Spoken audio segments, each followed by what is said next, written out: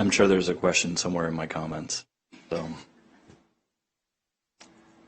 I recognize that this represents a lot of work and to put together all these various scenarios and that we have schedules for replacement in the area of technology and maintenance and capital improvements. And, I reflect back on the conversations that we had after the second bond failure. And, ultimately, have we made the case? Have we made the case to the community in a way that they feel compelled to vote with their pocketbooks for this? And so, and the things that in your previous presentation, it just harkened back to me, one of the things we heard again and again and again is the level of specificity of our enrollment projections and how far are we off in terms of those. And I think we showed a pretty good track record to say, I think we were off by 1% if we look back. I mean, it was with a pretty high degree of certainty.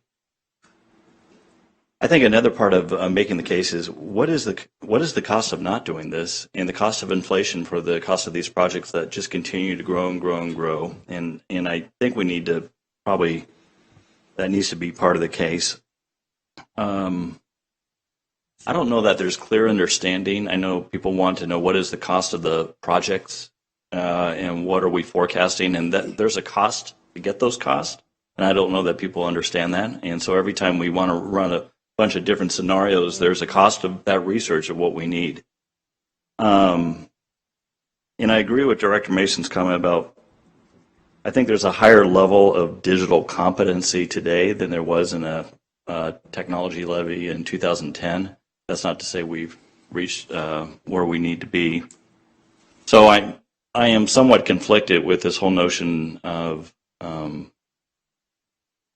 much of this process is, with full faith and confidence, our schedules versus how much of it is bottom up, hearing from the taxpayers and the voters.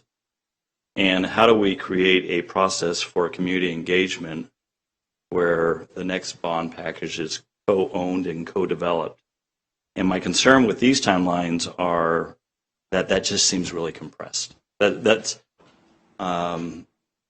And I know we asked for this information a year and a half ago or a year ago because we want to know what are potential timelines, and we may ask for this information again 6 months from now.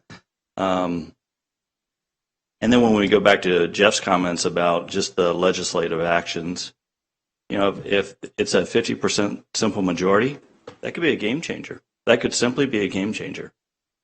And so I don't know that I have any opinions, but those are kind of some of the things that I'm wrestling with right now.